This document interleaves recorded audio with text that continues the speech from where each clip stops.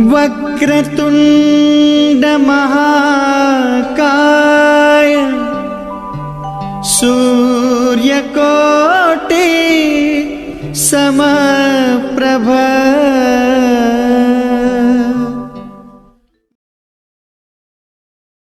नमस्कार, मैं आपका बहुत बहुत स्वागत करता हूँ आपका अपने चैनल पे। तो आज राशि चक्र की 11वां राशि अर्थात कुंभ राशि के बारे में हम लोग विशेष जानकारी प्राप्त करते हैं और इन राशि के जातकों के बारे में कुछ चर्चा कर लेते हैं। तो सबसे पहले कुछ मूल तथ्यों पर चर्चा कर लेते हैं, जैसे कि यह एक अचर राशि है, इसके स्वामी शनिदेव हैं और आराध्य देव शनिदेव और विशेष रूप से शिव जी है। अब इस राशि के नक्षत्र के बारे में जान लेते हैं। धनिष्ठा, सतविसा और पूर्व भाद्रपद, इन 3 नक्षत्रों से मिलकर ही इस राशि का गठन हुआ है और इन्हीं नक्षत्रों के आधार पर इन राशि अक्षर भी हैं, जैसे गु, गा, गे, गु, स, सा, सु इत्यादि, जो कि मैं अपने थंबनेल में भी डाल दूंगा, वो आप देख लेंगे। उसी के आधार पर इस राशि का गठन हुआ है। जैसा कि मैं हर राशि में बताता हूं कि जब जातक का जन्म होता है तो उस जन्म समय के समय उसी जन्म स्थान से यदि अंतरिक्ष की ओर देखा जाए तो जो 9 ग्रहों और 27 नक्षत्रों की स्थिति होती है, उस आधार पर और चंद्रमा जिस राशि में गोचर कर रहे होते हैं, उसी को उस जातक की राशि माना जाता है। साथ ही साथ यदि सभी ग्रह नक्षत्रों को एक काल्पनिक रेखा से आपस में मिलाया जाए तो जो आकृति लगभग आकृति उभरती है, उस आकृति को ही उस नक्षत्र अर्थात उस राशि की आकृति माना जाता है। तो इस राशि की आकृति एक कलश के समान है, जिसको आप घड़ा भी कह सकते हैं और हमारे सनातन धर्म में उसे कलश कहते हैं, जिसमें जल भरा हो ऐसा कलश। तो अब इस राशि के बारे में यह जान लेते हैं कि इन राशि के जातकों के लिए शुभ दिन, शुभ वार और शुभ रंग क्या होगा। साथ ही साथ उनकी मित्र राशि, शत्रु राशि और विवाह राशि के बारे में भी जान लेते हैं। तो इस राशि के जातकों के लिए शुक्रवार, बुधवार और शनिवार अति शुभ दिन माना जाता है और इन दिनों में किया हुआ कार्य इन्हें काफी सफलता प्रदान करता है।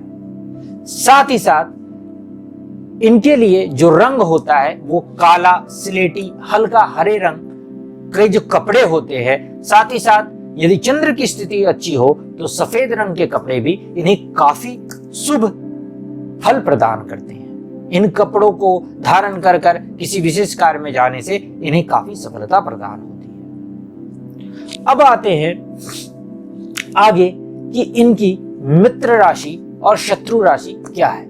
तो मित्र राशि के बाद में बात करें तो मिथुन राशि, धनु राशि और साथ ही साथ कन्या राशि, तुला राशि इनके लिए मित्र राशियां होती हैं। और यदि शत्रु राशि के बारे में बात करें तो मेष राशि, वृश्चिक राशि, सिंह राशि, इन राशि के जातकों के साथ इनका संबंध या इनके साथ मित्रता इन्हें नहीं भाती है। अब विवाह राशि के बारे में यदि थोड़ी बात कर ले तो विवाह राशि इनके लिए इनकी खुद की राशि कुंभ की राशि, मिथुन राशि, साथ ही साथ तुला राशि और मीन राशि के जातकों के साथ भी इनका विवाह अच्छा और सफल फल प्रदान करता है। अब इनके शुभ अंकों के बारे में यदि जानना है तो 4 और 8 मूल्यांक अर्थात 4, 8, 13, 13, 17, 22, 26 इत्यादि जो इस क्रम में आगे बढ़ते हुए नंबर मूल्यांक 4 और 8 वाले हैं, उनके मूल्यांक वाला दिन और साथ ही साथ वर्ष इनके लिए अच्छा होता है। अर्थात इनके जन्म का वर्ष से लेकर इनके जन्मदिन, अर्थात ये अगर 17वें साल में है तो वो वर्ष इनके लिए अच्छा होगा, महीने की 17 तारीख इनके लिए अच्छा होगी। उसी प्रकार यदि ये गाड़ियां खरीदते हैं या फिर किसी भी क्षेत्र में कोई काम करने जाते हैं तो इन अंकों का प्रयोग करना इनके लिए ज्यादा शुभ होता है। अब आ जाते हैं हम इनके शारीरिक गठन के बारे में। इनका शारीरिक गठन जो होता है वो शारीरिक गठन ये काफी सुंदर होते हैं, अर्थात काफी अट्रैक्टिव होते हैं। ये या तो मध्यम कद के होंगे या लंबे कद के होंगे। ऐसा नहीं है कि इस राशि के जातकों में आप इन्हें ठिंगना स्वभाव का पाएंगे, अर्थात या तो ये मध्यम कद के होंगे, लंबे होंगे। इनकी मुस्कान बहुत अट्रैक्टिव होती है और इनके गालों पर अक्सर आपको डिंपल पड़ता हुआ दिखेगा। इस राशि के जातकों को मुस्कान से लोगों को खुद की ओर आकर्षित करना बहुत अच्छी तरह से आता है। साथ ही साथ इस राशि के जातकों को आप भीड़ में भी एक अलग सा देखा हुआ मानेंगे, अर्थात वो स्त्री हो तो अति सुंदर होगी और यदि पुरुष हो तो उसकी पर्सनालिटी गजब की ही होगी। हालांकि इनकी गर्दन छोटी, नाकें भी छोटी और साथ ही साथ दुबले पतले होते हैं, लेकिन आकर्षण इनमें भरपूर होता है। अब इनके कुछ गुण अवगुण और कुछ आदतें के बारे में जान लेते हैं। तो ये वैसे बहुत ही उत्तेजना और सामर्थ्य से भरे हुए होते हैं, यानी ऊर्जावान होते हैं। लेकिन एक गुण इनमें होता है कि ये वैसे तो बहुत शांत स्वभाव के होते हैं, लेकिन कभी कभी इनमें द्विस्वभाव दिखता है कि ये अचानक उत्तेजित हो जाते हैं कुछ ऐसी बातों से जिन्हें आप समझ भी नहीं सकेंगे कि इन बातों से इन्हें बुरा लग जाएगा, और ऐसी बातों से ये अचानक उत्तेजित हो जाते हैं। और ऐसा उत्तेजित हो जाने के कारण कई बार इन्हें आपस के आसपास के लोगों को से समस्या का भी सामना करना पड़ जाता है। अब आते हैं हम लोग, यदि इनके और गुणों के बारे में बात करें तो ये काफी दूरदर्शी होते हैं, अर्थात ये कोई कार्य प्रारंभ करें या कुछ भी करें तो वो उसका क्या प्रभाव होगा और आगे उसका क्या फल होगा, ये जान लेना इन्हें बहुत अच्छी तरह से आता है और उसके बारे में सटीक सोचना इनके सामर्थ्य में होता है।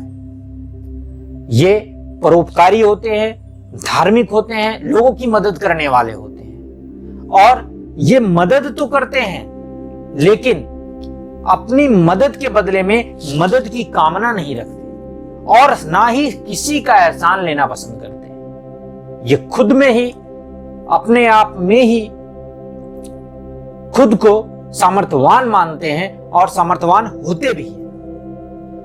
लेकिन यदि इनमें अहंकार जाग जाए तो वो अहंकार कई बार इनके पतन का कारण भी हो जाता है, इसलिए आपको अपने अहंकार से बचना चाहिए। अब यदि आप इस राशि के जातकों को देखें तो इस राशि के जातकों में एक और विशेष गुण पाया जाता है कि इस राशि के जातक यदि न्याय करते हैं तो वो न्याय के लिए, खुद के लिए हो या फिर किसी साथी के लिए हो, वो दूर तक लड़ सकते हैं और न्याय में सफलता प्राप्त करते ही करते हैं। साथ ही साथ इनमें और एक गुण होता है कि ये समूह में अपने संगी साथियों को अपने साथ लेकर चलना पसंद करते हैं, यानी ये लोगों को बीच रहना और अपने कार्य में उनको साथ लेकर चलना, अर्थात ये खुद भी बढ़ते हैं और अपने साथी संगी को भी साथ लेकर ऊंचाइयों की ओर बढ़ते हैं, जिसके कारण ये काफी लोकप्रिय होते हैं। लेकिन इनमें और कुछ अवगुण भी हैं कि ये तब तक पूर्ण सामर्थ्य के हिसाब से काम नहीं करते जब तक इन्हें कोई किक अर्थात धक्का ना लग जाए। जैसा कि अभी एक मूवी आई थी किक, उसी प्रकार से यदि इन्हें कोई धक्का ना लग जाए या फिर कोई प्रेरणा का विशेष स्रोत ना मिल जाए, कोई मार्गदर्शन करने वाला गुरु हो, माता हो, पिता हो, मित्र हो, पति हो, पत्नी हो या कोई भी हो, लेकिन यदि कोई मार्गदर्शन इन्हें सही रूप से दे देता है तो फिर ये ऊंचाइयों की उन सीढ़ियों पे पहुंच जाते हैं जहां पर पहुंचना दूसरे लोगों के लिए एक सपना मात्र होता है और सभी लोगों को अचानक से ये बहुत ही माने अचंभित कर देते हैं कि इतने कम समय में ये कहां से कहां पहुंच गए। साथ ही साथ एक अवगुण और भी होता है, वो अवगुण यह है कि ये दूसरों की बात सुनकर चलना पसंद नहीं करते, अर्थात ये अपने हिसाब से ही चलना पसंद करते हैं। ये जो बोल रहे हैं दूसरे यदि उसको मानते हैं तो अच्छा, नहीं मानते हैं तो ये उनसे अलग हो जाएंगे और अपने हिसाब से चलेंगे। लेकिन यदि इन पर प्रेशराइज किया जाए उनके हिसाब से चलने के लिए, तो फिर ये वहां से हट जाना या वहां पर द्वंद्व करना ही पसंद करते हैं। तो ये कुछ इनके गुण अवगुण हो गए। ये वीडियो थोड़ा लंबा हो जा रहा है। नेक्स्ट वीडियो में मैं आपके इन राशि के विवाह के बारे में और इनके रोजगार के बारे में और साथ ही साथ रोग दोष और कुछ विशेष उपायों के बारे में भी बताऊंगा। तब तक के लिए इस वीडियो में इतना ही। नमस्कार।